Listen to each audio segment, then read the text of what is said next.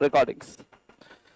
Hello students, हम लोग शुरू कर रहे हैं BCom part 2 cost accounting. 2 session एक साथ रहेंगे आज, कॉस्टिंग और इनकम टैक्स, और दोनों ही हम इंपॉर्टेंट एरिया में वर्कआउट करेंगे। लेट्स सी मैं क्या पढ़ाने वाला हूँ।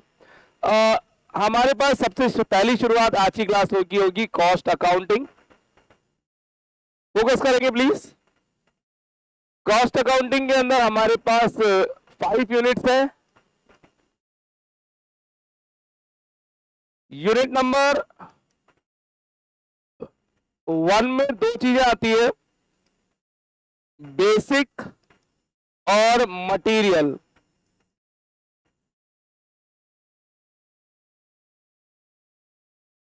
यूनिट नंबर 2 में भी 2 चीजें आती है, लेबर और ओवरहेड्स। यस, अभी मैं ज्यादा आगे की बात नहीं करूंगा, डिस्कशन बंद करें प्लीज। यस, बहुत जल्दी से आगे हो जाए, फ्रंट में, second bench, third bench, gate बंद करके आते हैं क्लास में।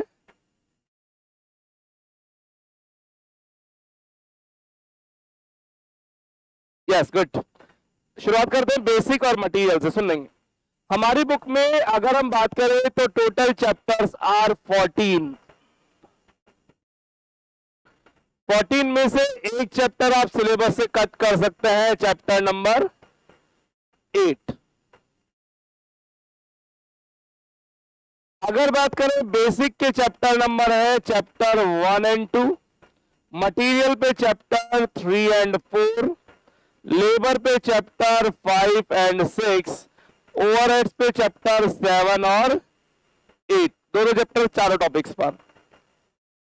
इसमें से अभी हम शुरू करने वाले हैं इस वीक में चैप्टर 5 और 6 वाला एरिया। फोकस करेंगे प्लीज सभी लोग बोर्ड पे। अगर चैप्टर 5 और 6 की बात करूं तो वो वर्क करते हैं लेबर, बोले तो वेजेस पर। किसी भी एरिया की अगर कॉस्टिंग निकालने की बात करें तो कॉस्टिंग में हम सिंपल सा कह सकते हैं 3 चीजें होती है, मटेरियल, लेबर और ओवरहेड्स। मटेरियल अगर मैं बात करूं तो जो भी प्रोडक्ट आपके हाथ में आपकी नोटबुक और बुक है, उस नोटबुक और बुक में लगने वाला पेपर मटेरियल है।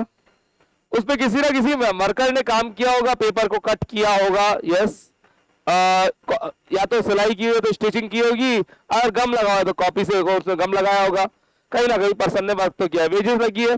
ओवरहेड्स उस कॉपी या बुक के ऊपर चढ़ा हुआ एक लैमिनेशन, एक पन्नी चढ़ी होती है, वो लैमिनेशन खर्चा है, प्रिंटिंग का खर्चा है, धागा लगा होगा अगर सिलाई करी तो वो भी खर्चा है, लगने वाले खर्चे ओवरहेड्स में आते हैं। इनकी पूरी कैलकुलेशंस, कितना खर्चा हुआ है, क्या कितना हमारे लिए अच्छा है, क्या बुरा है, अगर बात करें तो कॉस्टिंग अपना इंपॉर्टेंट रोल प्ले कहां करती है, कॉस्ट को कंट्रोल करने में। क्या होता है कॉस्ट कंट्रोल? देखिए बच्चों, बहुत सिंपल सी बात है। अगर इस मार्केट में आपको माल बेचना है, सारी बातें एक ही चीज के चारों तरफ घूमती है, माल बेचना। आप कॉमर्स के स्टूडेंट है, आपका परम कर्तव्य बनता है अपनी दुकान का माल सबसे ज्यादा बिके, कस्टमर हमको सुपर लाइक दे, कस्टमर हमारी दुकान पे बिना ऐड के आना चाहिए। और अगर हमारा माल बनने से पहले बिक जाए तो इससे अच्छी बात कुछ हो नहीं सकती। हमसे बड़ा खुशनसीब कोई नहीं होगा अगर हमारी दुकान में माल बनने से पहले बिक जाए। सर माल बनने से पहले बिक जाए, ऐसा कैसे पॉसिबल है? एडवांस बुकिंग, बिल्कुल एडवांस बुकिंग एक बहुत अच्छा ऑप्शन है। क्या कभी किसी प्रोडक्ट की एडवांस बुकिंग आपने होते हुए देखी है? बहुत देखिए सर, है ना। मार्केट में बहुत सारे प्रोडक्ट्स हैं, और अभी करंट में बात करें तो आप लोग व्हीकल्स और मोबाइल से करंटली कनेक्टेड रहते हैं, तो कुछ मोबाइल जिनकी एडवांस बुकिंग हो जाए, कुछ व्हीकल्स जिनकी एडवांस बुकिंग हो जाए, कुछ कार जिनकी एडवांस बुकिंग हो जाए। एक नॉर्मल सा एग्जांपल ले लेते हैं, हुंडई की क्रेटा। मार्केट में एक लंबा टाइम हो गया, फिर भी कंटिन्यू एडवांस बुकिंग पर चल रही है। किया सेल्टोस, है ना, कंटिन्यू एडवांस बुकिंग पर चल रही है ना। ऐसे बहुत सारी मार्केट में प्रोडक्ट्स हैं जो कंटिन्यू एडवांस बुकिंग पे चल रहा है, मतलब कस्टमर 2 महीने पहले पैसा देकर के बात कर रहा है, ऐसा प्रोडक्ट मिल जाए तो दे देना कहीं से भी, ज्यादा देने को राजी हूं, बार्गेनिंग की तो बात पॉसिबल ही नहीं है। अगर ये दोनों बार्गेनिंग कर रहे हो, ये तो कह रहे मेरे को ज्यादा पैसे ले लो, कोई दिक्कत नहीं है, मेरे को माल आज दे दो, शॉर्टेज है माल की मार्केट में, तो मेरे से ज्यादा खुशनसीब कोई हो नहीं सकता, मेरा माल बनने से पहले बिक गया। लेकिन आपको उसके लिए सबसे पहले कॉस्टिंग पे वर्कआउट करना पड़ेगा, क्योंकि जब आपकी कॉस्ट लो आएगी तभी आप उसमें मार्जिन जोड़ के सेल्स प्राइस को लो डिसाइड करोगे। और कंपटीशन का मार्केट है तो आपको कॉस्टिंग में ध्यान देना बहुत बहुत जरूरी है। 2 पैसे कमा करके बचाना इस कंपटीशन के मार्केट में बहुत मुश्किल है जब तक आप अपनी कॉस्टिंग पे वर्कआउट नहीं करोगे। लागत कम आनी चाहिए भैया, सीधी बात है ना। और कॉस्ट को कम करने के लिए आप बहुत सारे अलग अलग तरीके अपनाते हैं। मैं अगर मेरे इंस्टीट्यूट में बात करूं तो हम प्रैक्टिकल की क्लास तो ऑफलाइन ऑनलाइन दोनों देते हैं, पर थ्योरेटिकल सब्जेक्ट की क्लास केवल ऑनलाइन देते हैं। ये मेरी कॉस्ट कटिंग ही तो है। आपको वादा किया इस फीस में जो भी फीस आपकी है उस फीस के अंदर ऑल 6 सब्जेक्ट पढ़ाएंगे, लेकिन ऑल 6 सब्जेक्ट में सीधी बात करी जो थ्योरेटिकल है वो ओनली ऑनलाइन। रीजन, अगर मैं आज मैं ऑफलाइन पढ़ाऊं थ्योरेटिकल सब्जेक्ट को तो कितने बच्चे आज इंटरेस्टेड होंगे? शायद पहले दिन सारे बैठे, सेकंड डे सब वर्कआउट कर जाएंगे, क्लास में 4-5 बच्चे बचेंगे। क्यों? आज आपका थ्योरी पढ़ने का मूड नहीं है। जिस दिन आपका मूड है उस दिन मैं अवेलेबल जरूरी नहीं हूं, और जरूरी नहीं सबका मूड एक साथ हो। थ्योरी के लिए सब अपने अपने हिसाब से मूड प्लान करते हैं। कोई कहता है एग्जामिनेशन फॉर्म भरने के बाद बात करेंगे, कोई कहता है एडमिट कार्ड आने के बाद पढ़ाई चालू करेंगे। अलग अलग सबका अपना अपना एटीट्यूड है थ्योरी के लिए, है ना। तो सिंपल सी बात करेंगे कि थ्योरी के लिए बहुत सिंपल सी बात कि आपकी ऑनलाइन क्लासेस एप्लीकेशन पे अवेलेबल है, रिसेप्शन से एक्सेस लेके पढ़ना शुरू करें। और आज की डेट जब मैं वीडियो रिकॉर्ड कर रहा हूँ, डेट 12 दिसंबर, और अकॉर्डिंग टू आज की डेट इकोनॉमिक एनवायरनमेंट का पेपर रेडी हो चुका है ना। मैनेजमेंट का पेपर आज लेट नाइट तक रेडी हो जाएगा, पर मैं ऐसे इंडिविजुअल पेपर नहीं दूंगा आपको, ऑल 6 सब्जेक्ट के गेस्ट पेपर एक साथ ही देंगे। तो कल तक हम कोशिश कर रहे हैं, कोशिश में लगे हुए हैं, पर टाइम बहुत ज्यादा लगता है इनको प्रिपेयर करने में। इतना आसान नहीं है आपके लिए सटीक और सही अंदाजे लगा करके देना। तो सब कुछ आ जाएगा आपके पास। कहाँ मिलेंगे गेस्ट पेपर्स? यूट्यूब चैनल पे मेरे पे आराम से मिल जाएंगे आपको सबको, है ना। तो प्लीज वहीं से आप पेपर्स कलेक्ट करेंगे। हार्ड कॉपी रिसेप्शन देगा, हम कोशिश करेंगे वो रिसेप्शन का मैटर दे देंगे आपको, है ना। बट आपके पास सारे गेस्ट पेपर्स अवेलेबल हो जाएंगे, चाहे आप लेखा के स्टूडेंट हो या नहीं, उससे कोई फर्क नहीं पड़ता। कॉस्ट कंट्रोल की बात कर रहे थे, तो मैंने कहा मैंने मेरी कॉस्ट कंट्रोल करने के लिए थ्योरी की क्लासेस को ऑनलाइन सबके लिए फ्री कर दिया। जो मेरे स्टूडेंट हो सब फ्री में ले लो। ऑनलाइन में मेरी कॉस्टिंग कम आती होगी, बस एक बार क्लास रिकॉर्ड करी, वन टाइम कॉस्टिंग आई है और उसको हम बार बार यूज लेते रहेंगे। मैंने एक बार क्लास रिकॉर्ड करी है, 2 बार करी, दोबारा 2 बार करिए ना, एक बार स्मार्ट बोर्ड पे, एक बार व्हाइट बोर्ड पे, पर दोबारा रिकॉर्ड करिए तो फिर क्वालिटी को इंप्रूव करने की कोशिश करिए कि हम साउंड क्वालिटी और वीडियो क्वालिटी और प्रेजेंटेशन और पर्सन आपके लिए चेंज कर रहे ताकि बच्चे को कंफर्ट फील हो। तो कंफी फील कराने के लिए आपकी क्लासेस को हम कोशिश करते हैं कि कॉस्ट कंट्रोल करते हुए ज्यादा ज्यादा अच्छे से तरीके से प्रोवाइड करा पाए और स्कोर करवा पाए मार्क्स के लिए। एक और बात बोलना चाहूंगा, आज क्लास स्टार्ट करने से पहले स्टूडेंट्स आज से, इवन यस्टरडे से हमने तैयारी चालू कर दी। आपके पास एक वॉइस नोट आया होगा मेरा कल शाम को। डेली इवनिंग कोशिश करूंगा कुछ ना कुछ आपको बूस्टअप दूं। हो सकता है वो काम का हो सकता है वो बहुत ज्यादा काम का हो, पर कुछ ना कुछ काम का तो होगा डेली पढ़ाई से कनेक्ट रहने के लिए। तो डेली आपके पास कोई ना कोई वॉइस नोट, कोई मेरा व्हाट्सएप स्टेटस, कोई यूट्यूब वीडियो आपके पास आपसे डेली आएंगे टिल एग्जामिनेशन डेट, ताकि आपकी स्कोरिंग बढ़े। कुछ नहीं करना, बस डेली मेरी बातों को ध्यान से सुनते जाना और फॉलोअप करते रहना है। कहीं ना कहीं कैसे ना कैसे मैं आपको जगाता रहूंगा। तो कल इतनी सी बात कही थी, अगर आपने पढ़ाई स्टार्ट नहीं करी तो मुझे कॉल करो, है ना। बहुत सारे बच्चे ऐसे हैं जो कि मेरे वीडियो बाय करके बैठे हुए हैं या क्लासेस बाय करके बैठे हुए हैं और उन्हें समझ नहीं आ रहा from where we have to start. तो उनके लिए कल एक ऑडियो नोट छोड़ा था। बहुत सारे कॉल्स आएगा, है ना। हम रोज कुछ ना कुछ करेंगे। कई लोग सोचते रहे करें या नहीं करें, अभी भी शर्मा रहे हैं। आज कर लेना भैया कॉल, कोई दिक्कत नहीं। Let's start from today. आज हम शुरू कर रहे हैं लेबर से। हाँ जी, कॉस्टिंग की बुक में सारे चैप्टर अपने आप में इंडिविजुअल है, किसी एक चैप्टर का दूसरे चैप्टर से कोई लिंक नहीं है। अगर मैं 3rd चैप्टर पढ़ना चाहूँ इंडिविजुअल पढ़ सकता हूँ, 4th पढ़ना है तो उसके लिए 1 2 3 की नीड, 6 पढ़ना है तो 1 2 3 4 5 की नीड नहीं है। अपने आप में इंडिविजुअल टॉपिक है, हम कहीं से भी शुरू कर सकते हैं। We are starting from chapter 5 and chapter 6। Chapter 5 और 6 में 5 टिनी है, वेरी स्मॉल, 6 बड़ा है। दोनों में से एक क्वेश्चन एग्जाम में पक्का आएगा। आइए शुरू करते हैं चैप्टर नंबर 5। तो if you want to write down something you can write down from here. और जो नए बच्चा है प्लीज मेरा फोन नंबर जरूर संभाल के रखे, 9983912345। इवनिंग में 6 बजे बाद बात करेंगे, मेरे से डायरेक्ट बात होती है इस नंबर पे, उससे पहले बात करेंगे, रिसेप्शन आपकी पूरी मदद करेगा।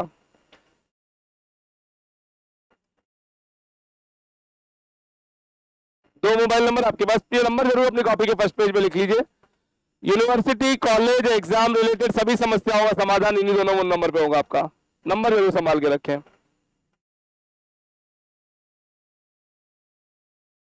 चलिए साहब शुरुआत करते हैं। एक नया पेज पे मैंने लिखना शुरू किया। Labour cost control unit number 2, unit 2 cost accounting हम पढ़ रहे हैं। बुक फॉलो करेंगे हम आरबीडी। आप नई या पुरानी कोई सी बुक ले सकते हैं, कोई इश्यू वाली बात नहीं है। चैप्टर का नाम labour cost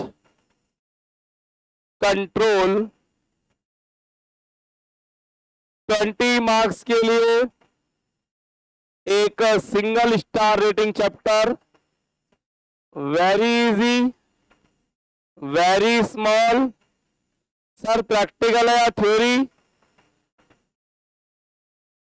practical. Star rating single star इस चैप्टर पर। स्टार रेटिंग आप समझते हैं, मैं सिंगल स्टार से 5 स्टार को देता हूं। जनरली सारे चैप्टर 5 स्टार ही आते हैं अभी स्टार्टिंग में तो, लेकिन यहाँ सिंगल स्टार। और ये चैप्टर बहुत छोटा सा, इससे जुड़ा हुआ दूसरा चैप्टर अपना जो आएगा method of remunerating labour, chapter number 6, वो आएगा 5 स्टार, है ना। बट उससे पहले इस छोटे से सेगमेंट को हम जरूर देखेंगे। बच्चों, लेबर का आना और जाना अच्छा है या बुरा? कॉमन सेंस लगाएंगे। टॉपिक सुने। आज से कुछ टाइम बाद आपको भाई साहब माल बेचना अपनी दुकान का। मेरे कहने का मतलब आपको कहीं ना कहीं या तो बिजनेस करना है या बिजनेसमैन के अंडर में जॉब करनी है। दो ही ऑप्शन आपके पास। गवर्नमेंट जॉब तीसरा ऑप्शन होता है, वो उन बच्चों के लिए होता है जिनके माइंड पे भूत सवार है। प्लीज जरूर करें गवर्नमेंट जॉब्स, अगर भूत सवार है तो। एक छोटी सी बात करके मैं अपनी पढ़ाई को चालू करूंगा प्लीज, क्योंकि मेरी पढ़ाई का बेस केवल और केवल मार्क्स लाना नहीं होता। ये कहाँ काम आएगा, कैसे काम आएगा, इसके लिए कितना आपको फोकस रखना है, सारी बात करेंगे। मैं केवल टॉपिक के और सब्जेक्ट के मार्क्स की बात नहीं करूंगा। मार्क्स की बात हम करते हैं हमारे मंडे ट्यूसडे वेडनेसडे थर्सडे, और sorry Tuesday Wednesday Thursday Friday Saturday, है ना। लेकिन आज हम केवल बात करेंगे पढ़ाई के साथ साथ आपके बेसिक्स की भी। सुने, जिस दिन जॉब करोगे या बिजनेस करोगे, आपको सबसे बड़ी समस्या का सामना करना पड़ेगा, लेबर। कैसी लेबर? समझाता हूं। लेबर एक बहुत बड़ी कॉस्ट होती है। अगर लेबर छोड़ के चले जाए तो आपकी हालत खराब हो जाएगी साहब। अगर सोच लीजिए पियोन नहीं आया तो मैनेजर को झाड़ू लगानी पड़ती है। आज अगर मेरे ऑफिस में पियोन नहीं आया और यहाँ पे एक वाटर बॉटल फैल जाए, पानी की बोतल गिर जाए, तो पानी की बोतल के लिए, सफाई करने के लिए हम क्या करेंगे? ऑब्वियसली खुद को लगना पड़ेगा, या तो मैं करूंगा या मेरा सबॉर्डिनेट स्टाफ करेगा। सबॉर्डिनेट स्टाफ नहीं आया तो मुझे करना पड़ेगा या मैं पियोन का वेट करूं अगले दिन का? मुझे करना पड़ेगा। क्या दिक्कत है? करो। अच्छा, अगर एक रेस्टोरेंट में शेफ गायब हो जाए तो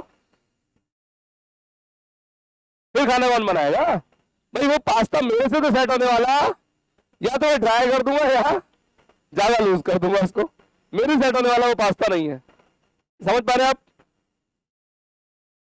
तो फिर शेफ, अगर शेफ गायब हो गया तो उस टाइम पर क्या आप अर्जेंट में शेफ अरेंज कर पाएंगे?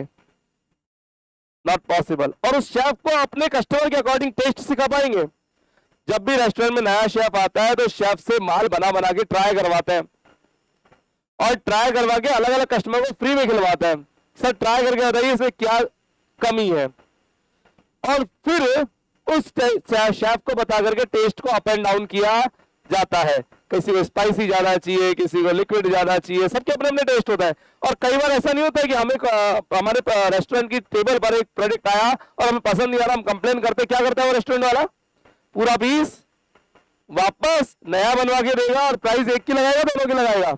एक की लगाएगा, दोनों की नहीं लगाएगा।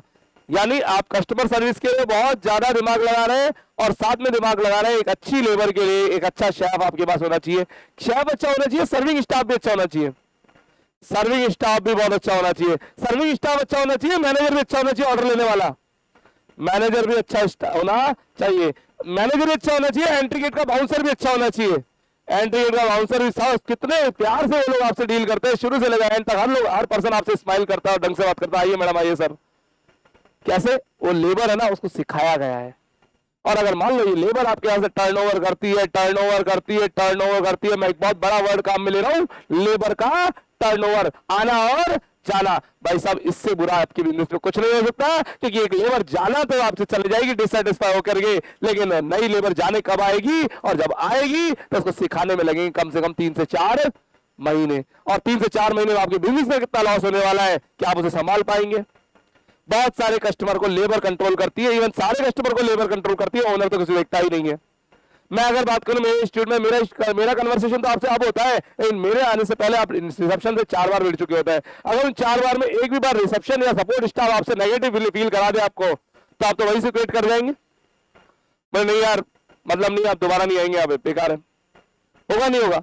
बिल्कुल होगा साहब, क्योंकि लेबर मेन रोल तो इन्हीं को लोगों का है ना। मैं तो बाद में आता हूँ, मेरे को तो फेस करोगे, उससे पहले तो 3 बार इनसे मिल चुके होते हो आप, तो 3 बार, 1 बार 2 बार आप फोन पे बात करिए, 1 बार मिल करके गए हो, 1 बार डेमो लेने आए हो, तो उस बीच में अगर इन्होंने कहीं पर भी माइनस पॉइंट रखा तो आप नेगेटिव हो जाएंगे। और फिर लास्ट में मेरा रोल, अगर मैंने माइनस पॉइंट रखा तो भी आप टर्नओवर कर जाएंगे। तो आपका टर्नओवर करना बुरा है, साथ ही साथ लेबर का टर्नओवर करना ही बुरा है। अगर मान लीजिए टीचर बढ़ाना चाहिए, क्या बीतती है आपसे स्कूल में हुआ था ऐसा, साहब एप्लीकेशन लिख लिख करके परेशान हो गए प्रिंसिपल सर को, सर हमें पुराने टीचर चाहिए या कोई अच्छा टीचर चाहिए। क्यों? हमारी पुरानी ट्यूनिंग सेट थी, अब नया टीचर कितना ही आ जाए, अच्छा आ जाए, ट्यूनिंग तो सेट नहीं होगी ना, है ना। आइए बात करते हैं लेबर टर्नओवर की। लेबर का टर्नओवर है ना बहुत बुरा है। जितना कम लेबर टर्नओवर होगा उतनी अपनी फर्म अच्छी चलेगी। पुराने एम्प्लॉय बहुत वैल्यूएबल होते हैं, उन्हें आपके बिजनेस की terms, condition, situations, how to handle the situation, बहुत सारी चीजें पता होती है। आपके बोलने का तरीका पता होता है, कस्टमर से चार्ज कैसे करना है ये पता होता है, सर्विस कितनी देनी पता होता है। डिपेंड करता है आपका टॉप मैनेजमेंट आपको क्या सिखाता है। एक वर्ड यूज में ले रहा हूं, चिंदी चोरी करना, मीन्स छोटी छोटी बातों पे पैसे चार्ज करना। आपने कस्टमर ने एक्स्ट्रा सॉस का पैकेट मांगा, मैं एग्जांपल रेस्टोरेंट्स की ज्यादा देता हूं बिकॉज आप लोग वहां से कनेक्टेड रहते हैं कैफेज का, है ना। आपने सॉस का पैकेट एक्स्ट्रा मांगा, सामने वाला उसका पैसे चार्ज करे तो थोड़ा और लगेगा। और दूसरी तरफ आप जब पाव भाजी खाने जाते हो उससे बटर मांग के देखो, देता नहीं देता, डबल डालता है। अगर अच्छी जगह जाते हो तो आपने वो भैया इतना क्यों दे दिया, फिर वहां पर आपका दिल कैसा करता है, यार दुकान अच्छी है, क्वालिटी प्रोडक्ट दे रहे हैं और अनलिमिटेड दे रहे हैं, दोबारा अगर हमने पाव भाजी मांग ली तो चार्ज एक्स्ट्रा नहीं करते, नॉर्मली नहीं करते, अच्छी जगह पे जाओगे तो। और छोटी जगह पे जाओगे भैया एक्स्ट्रा चार्ज लगेगा, भाई खिला तो सही, चार्ज ले लियो, है ना।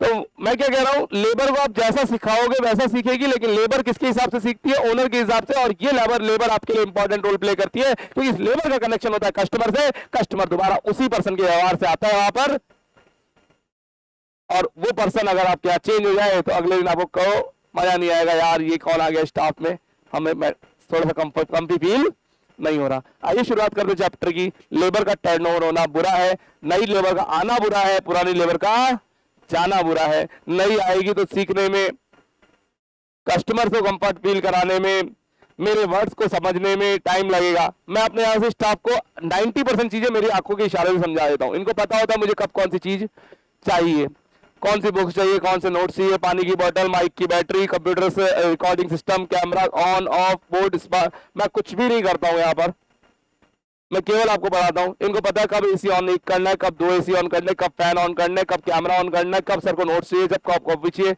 कब मेरा अलग से जूस आएगा, सब पता है इनको, सब पता है। ये मेरे इशारों से समझते हैं, क्योंकि ये पुराना स्टाफ हो गया है। नया स्टाफ हो तो उसको सिखाने में टाइम लगेगा, एफिशिएंसी लगेगी, फिर भी काम की क्वालिटी आएगी या नहीं आएगी, नहीं आएगी, टाइम लगेगा बहुत। एफिशिएंसी और क्वालिटी आने में टाइम होता है, पहले क्वालिटी आएगी, फिर एफिशिएंसी आएगी, फिर सिखाएंगे, और इतने में लेबर छोड़ के चले जाएगी। क्योंकि लेबर को शुरू के 4 महीने आप लेबर पे खर्च करते हो, उसके बाद लेबर आपको कमा करके देती है। लेबर मतलब सारा ऑफिस स्टाफ, इसमें लेबर मतलब हम छोटे लेबर की बात नहीं कर रहे, हम सबकी बात कर रहे हैं। क्या आप मेरी बातें समझ पा रहे हैं क्या? ठीक है, तो इतनी सारी बातें करने के पीछे ऑब्जेक्ट इतना था, अपनी लेबर को संभाल के रखें। अगर आपको हल्का सा फील हो ना कि लेबर छोड़ के जाने वाली है, तो तुरंत उसके आगे कुछ एक्स्ट्रा मांस का पीस पटक देना, बोटी, है ना, कुछ टेस्ट पटक देना, उसको जाने मत देना। एक पढ़ना सिखाता हूं आपको, बाहर मत बोलना किसी को जा करके। लेबर अगर 10,000 की हो तो उसको 12,000 पे करो, अगर लेबर 10,000 की हो तो उसको 12,000 पे करो, 8,000 नहीं। 8 पे तो आप उससे काम ही कैसे लोगे, ले नहीं सकते ना, जब पता है कि मार्केट रेट 10 चल रही है तो आपके यहाँ टिक ही नहीं पाएगी, है ना। 12 पे करो, सर उसका फायदा कभी नहीं छोड़ के जाएंगे। और 12 पे करके काम ले लो 14 का, कोई दिक्कत नहीं, मेहनत उससे ज्यादा करवा लो, कोई इशू नहीं है, लेकिन पे ज्यादा करो। सर उसका नुकसान फायदा, पहली बात, मार्केट में इंटरव्यू देने जाएंगे, मार्केट में क्या रेट मिलेगी इनको, 10, अपन कितने दे रहे हैं 12, तो हमारे 12 हम दे रहे हैं तो कोई दूसरा आदमी बीट कर पाएगा? 12 लेबर को हमारे यहाँ से छोड़ के जाने के लिए कब छोड़ के जाएंगे? जब दूसरा आदमी कितने देगा? दूसरा 14 देगा तभी जाएंगे। 13 पे कोई जाने वाला ही नहीं है ना। मैं 12 पे करता हूँ, ये लेबर मेरे को छोड़ के कब जाएगी? 13 पे छोड़ के जाने वाली नहीं। 13 में यार कंफर्ट है यार, 1000 रुपए में थोड़ी छोड़ के जाएंगे, नहीं 14 में छोड़ के जाएगी। अब 10 वाली को 14 कौन पे करेगा बाजार में? वो तो मुश्किल मिलेगा ना, वो तो मुश्किल मिलेगा। जिस दिन उसकी वैल्यू बढ़ जाए, वो अच्छे काम करने लगे और सैलरी बढ़ा दो। सर क्या बात कर रहे हो? हाँ, 3 आदमी के 2 आदमी निकाल देना एम्प्लॉय में से, कोई दिक्कत नहीं, पर जो है उसको सैलरी ज्यादा पे करके चलना। हमेशा एक ये रूल बड़ा दिमाग में रखना है, बहुत काम की चीज है। लेबर को कम पैसे देने की मत सोचना, लेबर को ज्यादा पैसे देके ज्यादा काम करवाओ। 6 की जगह 4 रख लो, 2 की तनख्वाह बाकी 4 में मार दो, कोई दिक्कत नहीं। कम लेबर ज्यादा वैल्यूज, ये एक बहुत इंपॉर्टेंट फंडा है। कम पैसे नहीं। आप इंटरव्यू लेंगे एक ना एक दिन, आपको अभी पहले तो अभी आपके इंटरव्यू देने के 3 चालू होंगे, फिर इंटरव्यू लेने के 3 चालू होंगे, कभी ना कभी तो लेंगे। जिस दिन आप इंटरव्यू देंगे, सामने वाले से पूछते हैं भैया सैलरी कितनी चाहिए, वो जितनी बताए इतनी तो हम देते नहीं, हम तो ज्यादा देते हैं। अरे यार, हाँ, आप उसकी एक्सपेक्टेशन ज्यादा दीजिए, लेकिन उससे काम भी फिर अपने अकॉर्डिंग लीजिए। टाइम हम बताएंगे, सिचुएशंस हमारी होंगी, संडे वर्क हमारे अकॉर्डिंग होगा, रात को रिपोर्ट बनाकर देनी पड़ेगी, होगा नहीं होगा? बिल्कुल होता है साहब। आइए टॉपिक पर शुरुआत करते हैं, लेबर कॉस्ट कंट्रोल। क्या आपने इतना मैटर अपनी कॉपी में लिखा है? लिखिए प्लीज, लिखिए। कौन सी यूनिट में चैप्टर? 2nd unit.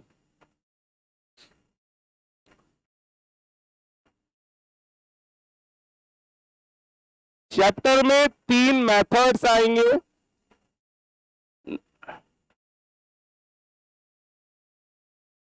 टॉपिक का नाम लेबर टर्नओवर रेट।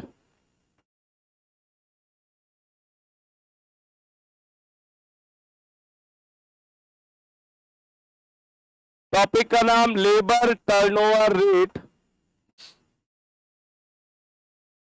यस, हमने यहीं से पढ़ाना चालू किया है। जो बच्चे लेट आए प्लीज।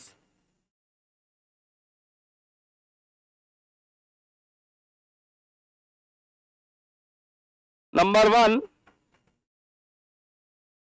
सेपरेशन मेथड या separation labour turnover rate. Hindi में लिखेंगे इसे जाने की रेट। ये बड़ा इंपॉर्टेंट है, जाने की रेट। ये लिखिए, हिंदी लिखना बहुत इंपॉर्टेंट है, क्योंकि आप यहां पे कंफ्यूज होंगे हिंदी और इंग्लिश में। जाने की रेट, प्लीज मीडियम अगर इंग्लिश हो तो भी ये लिखना जाने की रेट, क्योंकि यहां पर आप कंफ्यूज होंगे। सेपरेशन, मैडम ध्यान से सुना, क्या क्या नंबर आने वाला है। एक वर्ड आएगा सेपरेशन, एक वर्ड आएगा रिप्लेसमेंट, एक आएगा रेजिग्नेशन, एक आएगा रिट्रेंचमेंट। कंफ्यूज हो गए? रिट्रेंचमेंट लात मार के बाहर निकालना, जबरदस्ती निकालना। रेजिग्नेशन खुद अपनी इच्छा से छोड़ के जा रहा है। सेपरेट हम निकाल रहे हैं। अब उसका हिंदी मीनिंग इंग्लिश मीनिंग में आप बहुत ज्यादा कंफ्यूज होंगे अलग अलग रेट्स में, तो प्लीज जाने की रेट जरूर लिखना, है ना। फॉर्मूला आएगा number of employees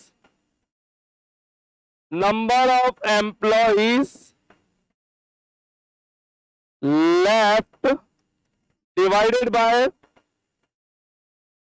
average number of employees multiply by 100। Formula दिखने में जरूर बड़ा है, मैं इसको इजी कर दूंगा, वो मेरा ही काम है, मैं ही करूंगा अभी। Number of employees left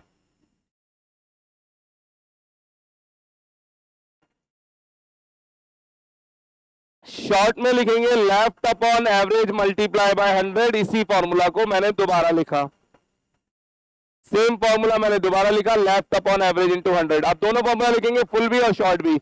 exam में फुल लिखना है, याद शॉर्ट वाले को करेंगे, है ना। दोनों बताएं हम। 2 लाइनों गैप छोड़ के लिखिएगा आप, replacement labour turnover rate.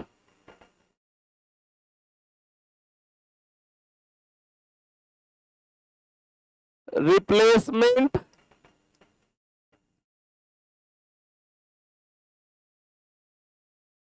Labour turnover rate,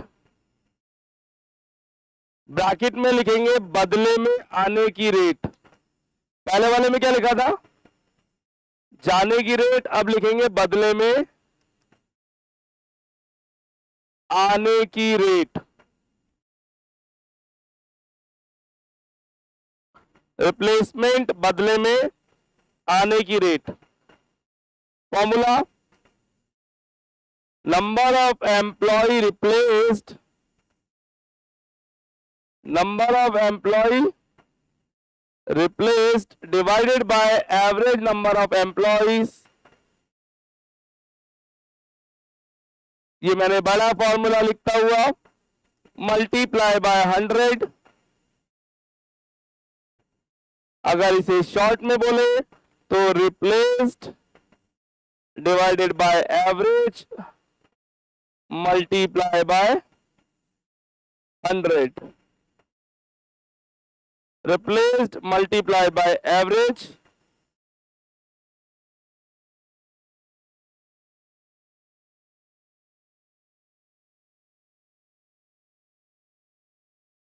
third one, flux rate, FLUX, flux rate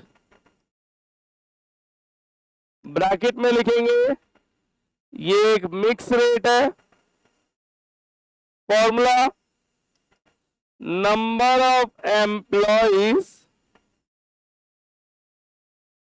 left plus number of employees replace, number of employees left plus replaced divided by average number of employees multiply by 100, left plus replaced divided by average. मैं इसे short में लिखूंगा, left plus replaced divided by average multiply by 100। अभी याद कर लेंगे सब, मेरी टेंशन है, आप तो केवल लिखते जाएं प्लीज। आंसर चेक करने का तरीका,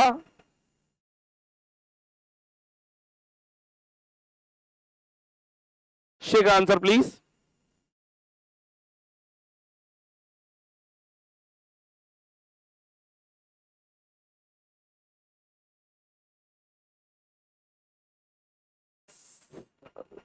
सेपरेशन रेट और रिप्लेस्ड रेट को अगर हम ऐड करें तो कौन सी रेट बन जाएगी?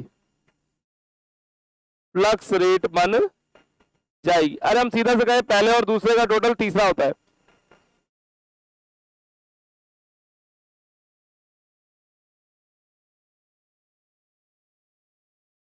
आज नोटबुक की अभी थोड़ी जरूरत नहीं पड़ रही है, पड़ेगी थोड़ी देर बाद। ये सबके नीचे लिख रहा है एवरेज नंबर ऑफ एम्प्लॉइज, मतलब क्या होगा? साल के शुरू में जितने एम्प्लॉय हैं वो प्लस साल के एंड में जितने एम्प्लॉइज हैं वो divided by 2।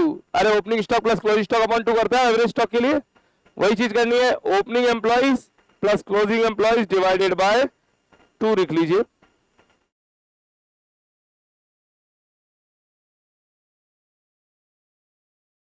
Opening employees plus closing employees divided by 2।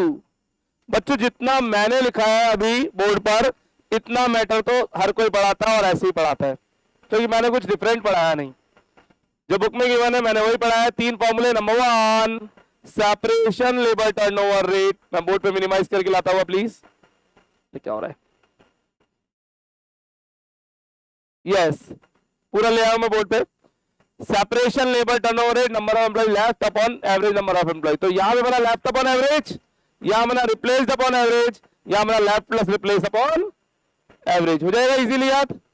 लेकिन अब जो पढ़ाने जा रहा हूं वही है मेरी क्वालिटी। यहां पर मैं पढ़ाऊंगा इन फॉर्मूलाज के अंदर की बात की किस तरीके से लेफ्ट आएगा, लेफ्ट और रिप्लेस में क्या अंतर है, रिप्लेस क्या होगा, लेफ्ट क्या होगा, उनके अंदर की छोटी सी बात।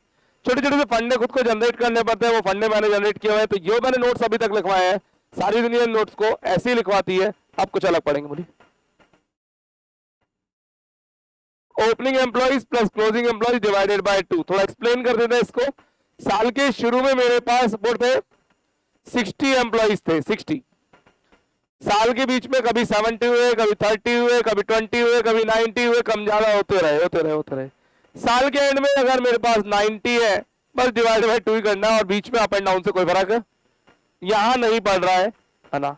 वैसे इनको यहाँ पे वेटेड एवरेज लेना चाहिए था इन माय ओपिनियन, पर फॉर्मूले बनाने वाला मैं थोड़ी कौन होता हूँ, बनाने वाले बना के चले गए, हमारे लिए फॉर्मूले छोड़ गए, हमें पढ़ने पड़ेंगे opening plus closing divided by 2। तो सिंपली कहूंगा तो यहाँ पे आंसर 75 आने वाला है ना। Average number of employees 75, 60 plus 90 by 2। आइए थोड़ी सी कहानी लिख लेते हैं इसके बारे में। हल्का सा एक बॉक्स बनाने जा रहा हूं जो कि आपकी मदद करेगा।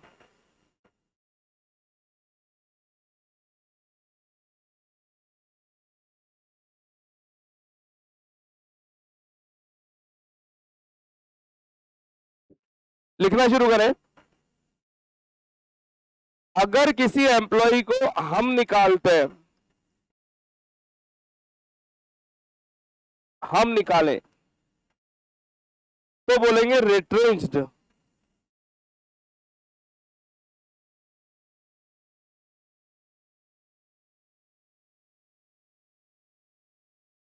इसे दूसरी लैंग्वेज में छटनी भी बोलते हैं,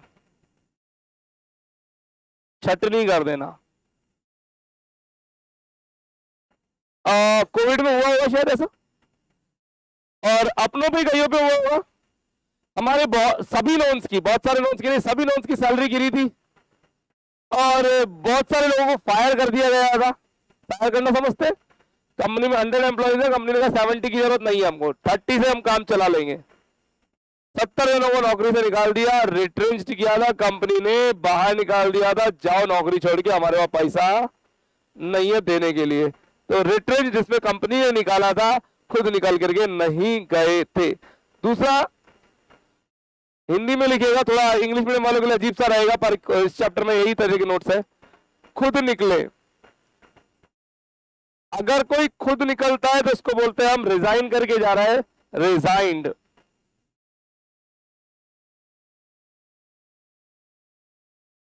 और दूसरी लैंग्वेज में इसको इस्तीफा बोलते हैं। क्या? इस्तीफा दे दिया, अब मुझे काम नहीं करना, अब मेरा मूड नहीं है, मैं कहीं और करूंगा या नहीं करूंगा, जो भी हो, है ना। थर्ड वन, सेवानिवृत्ति। अगर इंग्लिश मीडियम बच्चों की लिखने की इच्छा हो तो लिखना, नहीं तो केवल फॉर्मेलिटी के लिए बता रहा हूं, बट काम की चीज तो है फिर भी। रिटायरमेंट बोलते हैं इसको, इसमें भी जॉब छोड़ के जा रहा है, या फिर डिस्चार्ज भी बोलते हैं, सर्विसेज को डिस्चार्ज करना, डिस्चार्ज भी बोलते हैं, सर्विसेज को डिस्चार्ज करना। और दूसरे लैंग्वेज में आप लिख सकते हैं टाइम ओवर होना, टाइम ओवर होना। ये किसके पार्ट थे? लेफ्ट के। लेफ्ट में तीनों आते हैं, लेफ्ट में तीनों आएंगे। कोई किसी को हम अपनी जिंदगी से निकाल दे, कोई हमारी जिंदगी से खुद निकल जाए, किसी का टाइम ओवर हो जाए। सर ये तो आप बीती बता रहे हो, आप किसी की भी आप बीती हो सकती है। चलिए साहब डायरेक्टली क्वेश्चन में स्टार्ट करेंगे। Illustration 5.1 books please, illustration 5.1 books please. Book आ रही है, जिनके पास बुक नहीं है प्लीज वेट करें। क्लास में ऐसा एरिया जहां आसपास में बुक ना हो, शेयर करो। क्लास में ऐसा एरिया जहां आसपास में बुक ना हो। Illustration 5.1 books please.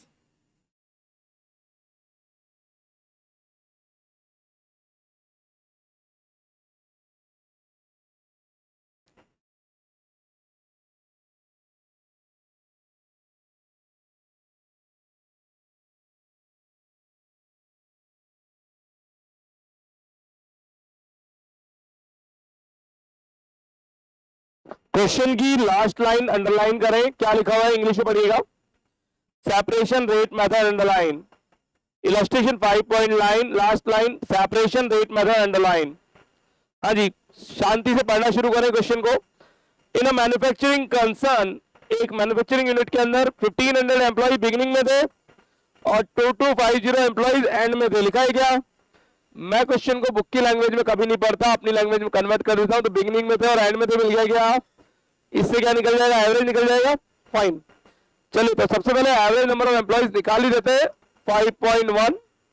आपको ये मैं सेपरेशन का फॉर्मूला पहले लिखूं या पहले एवरेज निकाल दूं?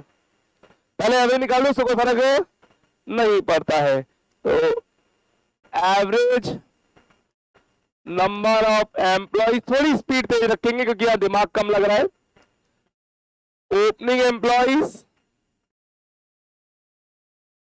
Plus closing employees divided by 2, 1500 plus 2250 divided by 2, calculator please. 1875 employees, 1875 employees. Separation method से लेबर टर्नओवर रेट निकाल रहे हैं हम। Number of employees left, left ही था ना जी? एक में था लेफ्ट, एक में था रिप्लेस्ड, ये था तो वर्ड। ठीक है, लेफ्ट में क्या क्या आएगा जल्दी बताओ? लेफ्ट में रिट्रिचमेंट आ जाएगा, रिजाइंड आ जाएगा और रिटायरमेंट आएगा। तीनों आ आएंगे। ठीक है, लेफ्ट के अंदर तीनों आ रहेंगे। रिप्लेस मत लेना, उससे वो भी आर होता है। नहीं नहीं, रिप्लेस नहीं, खुद निकले हम निकाले या टाइम ओवर हो जाए, तीनों चीजें आएंगी please. Divided by average number of employees,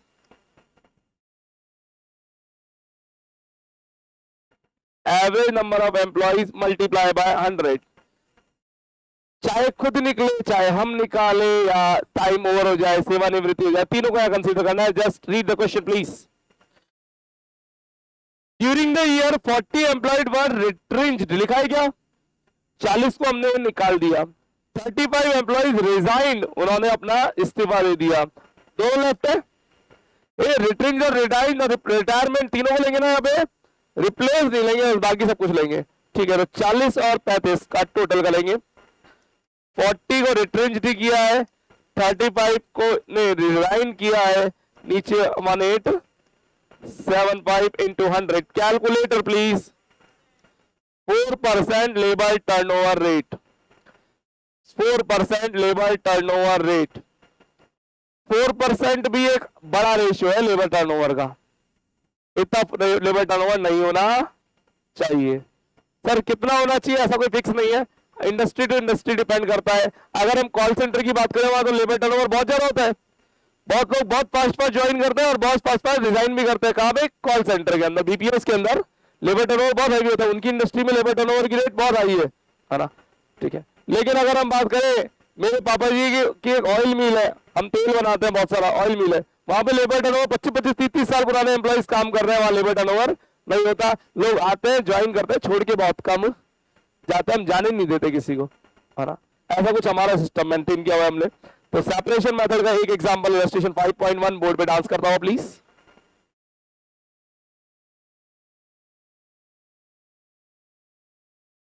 illustration 5.2, धीरे धीरे लेवल को बढ़ाएंगे,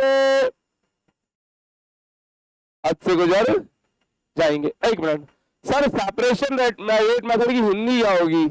हिंदी मीडियम बच्चे इलस्ट्रेशन 5.1 के ऊपर हिंदी का नाम पढ़े, पृथक्कीकरण दर विधि। हिंदी मीडियम स्टूडेंट्स हिंदी वहां से नोट करेंगे, पृथक्कीकरण दर विधि। एक बार हिंदी जरूर लिखे Hindi medium students, once please, once. Illustration 5.2 books please.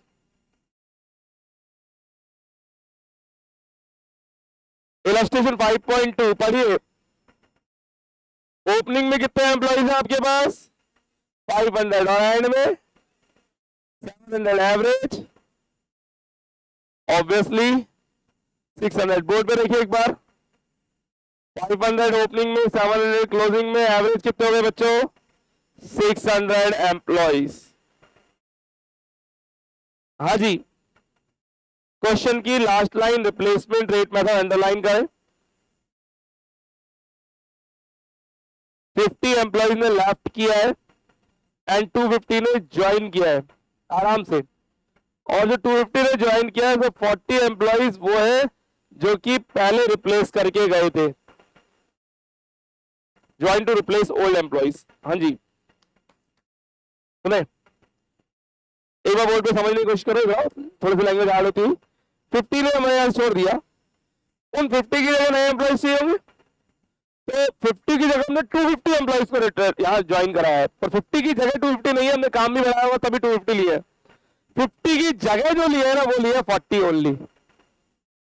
जो काम 50% करते थे अब 40% करेंगे, 40 उनके जगह लिए और बाकी के एक्स्ट्रा एम्प्लॉय लिए, वर्क को एनहेंस किया होगा, काम बढ़ाया होगा। आई रिपीट, 50 को निकाला, 250 नए लेकर के आए हैं, और जो 250 नए लाए उसके अंदर 40 उन 50 की जगह लेकर के आए हैं, तो बाकी 210 एक्स्ट्रा काम के लिए लाए होंगे। रिप्लेस कितने किए? रिप्लेस मतलब बदले में आने की रेट 40। रिप्लेस का हिंदी मीनिंग क्या था? बदले में आने की रेट, यानी जो गए उनके बदले में कितना है? उनके बदले में तो 40 है ना, तो 40 अपने रिप्लेस्ड पर्सन जो काउंट होंगे वो ओनली 40 ही काउंट होंगे। तो हम पढ़ रहे हैं replacement method. Number of employees replaced,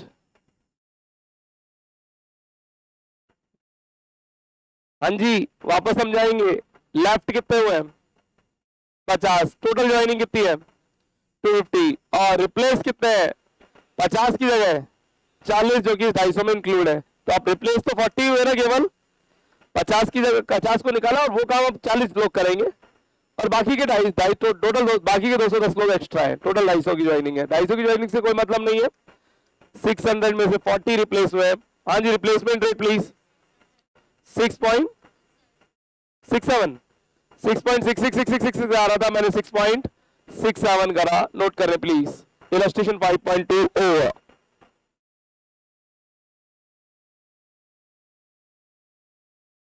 illustration 5.3 please. Question की लास्ट लाइन अंडरलाइन करें, फ्लक्स रेट मेथड। क्वेश्चन की लास्ट लाइन अंडरलाइन करें, फ्लक्स रेट मेथड।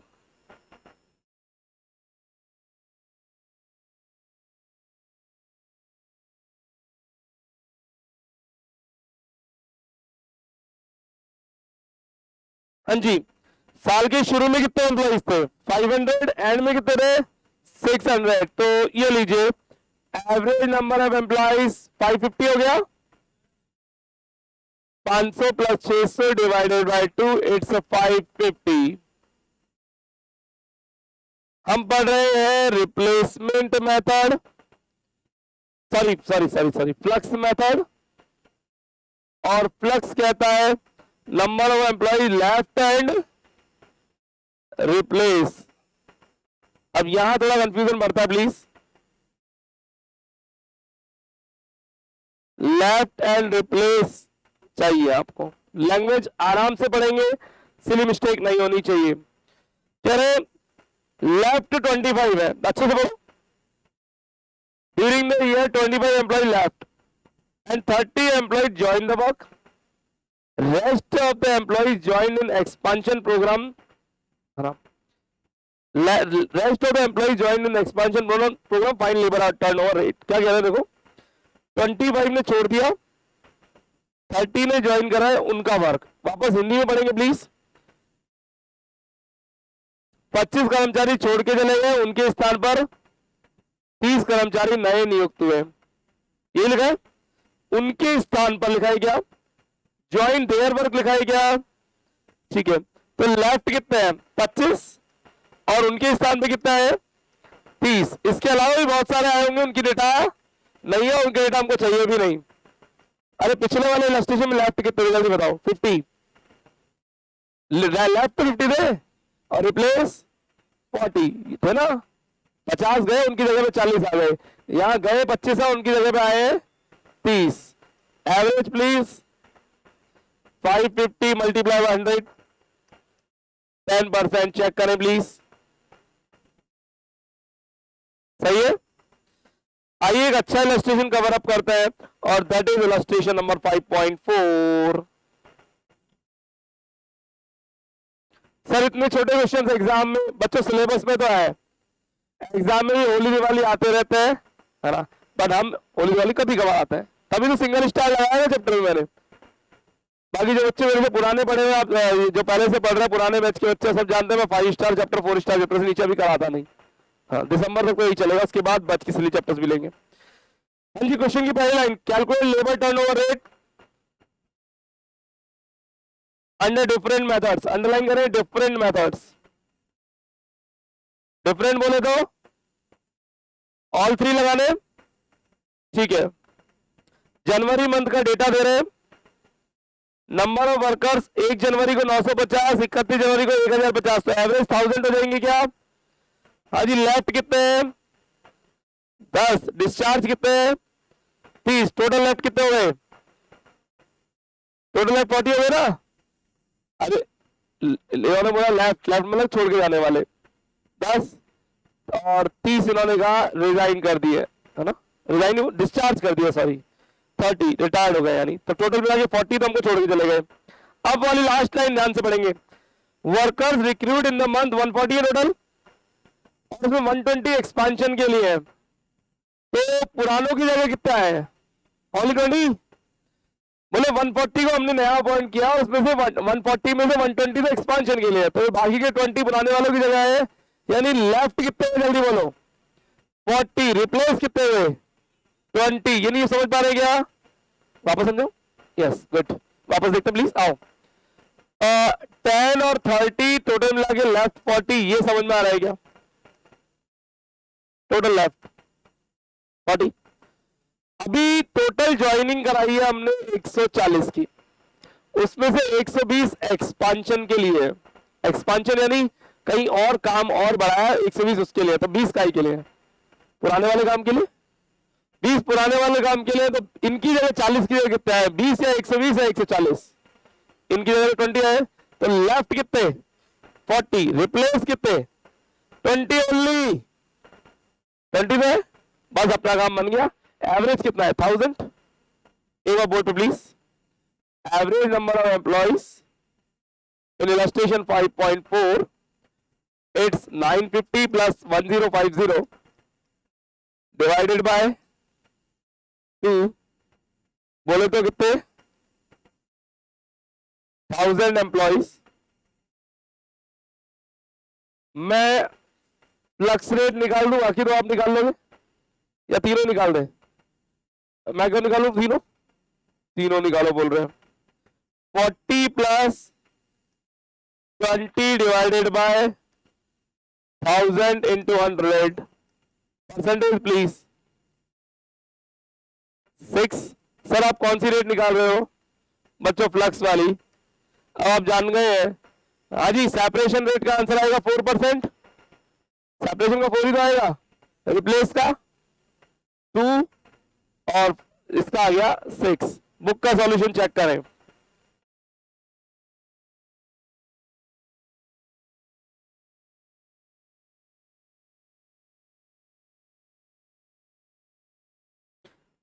इन्होंने ईयरली रेट निकाल रखी है, इसलिए आप कंफ्यूज हो रहे हैं।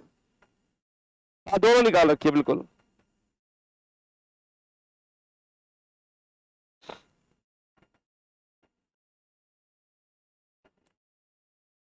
मंथली और ईयरली दोनों निकाल रखी है, इसलिए आप कंफ्यूज हो रहे हैं। इधर आओ, मैं एक काम करता हूं, सेपरेशन 20/1000 इंटू 100, इट्स 2%। ये तो पर मंथ हो गई क्योंकि जनवरी के ना, और पर एनम निकालनी है तो इंटू 12 कर रहे हैं, 24% पर एनम। नहीं आया समझ में? एक्चुअली में इस क्वेश्चन में डेटा मंथली दिया हुआ है, साल के बिगिनिंग का साल के एंड का नहीं दिया हुआ, जनवरी के बिगिनिंग का और जनवरी के एंड का। जो रेट आ रही है पर मंथ आ रही है, पर एनम करना है तो 12 से मल्टीप्लाई, ठीक है। सेपरेशन के बाद रिप्लेस कर देते हैं, रिप्लेस आ रही है 40 डिवाइडेड, मैंने उल्टा बोल दिया, मैंने उल्टा कर दिया, सॉरी। ये 40 था, ये 4 और ये 48, यहां 20 था, सॉरी। ये 1000 into 100, it's 2%, it's 24% per annum. And for a flux it's 40 plus 20 divided by 1000 into 100, it's 6%, or we can say 72% per annum. This is final answers, please.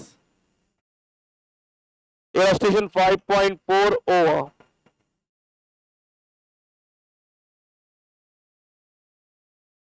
Done. इसके आगे इस चैप्टर को कल करेंगे. कल ये चैप्टर एंड भी हो जाएगा. छोटा सा, बिल्कुल टिनी है, टिनी बिल्कुल स्मॉल, टैनी है, बिल्कुल छोटा वाला, है ना. Smallest chapter in syllabus but important, little bit important. हाँ जी. वैसे चैप्टर नंबर 8 जो आज की क्लास में आते ही कटवाया था सिलेबस में, तो वो भी है, लेकिन वो जीरो इंपॉर्टेंस है ही नहीं, ना आएगा ही, ना कभी आए ना कभी आ सकता, तो मैं कटवा देता हूं अपने लेवल पे. यूनिवर्सिटी लेवल पे तो है, बट काट दो, कोई इश्यू वाली बात नहीं है. ना कभी आया ना कभी आएगा, क्वेश्चन ही नहीं बनता 20 मार्क्स का, ही नहीं. लेकिन इस चैप्टर से कभी कभी होली दिवाली, जब आपकी किस्मत ज्यादा खराब हो, आपको अपनी किस्मत पता होगी, तो उसके लिए सेफर साइड के लिए पढ़ के चलते हैं. अपना क्या जाता है, सब लगभग 1.5 क्लास में कवर अप होता है. तो इसके आगे हम फर्दर पढ़ेंगे. आज के लिए इतना ही. कल फिर मिलेंगे same time same channel. Thank you.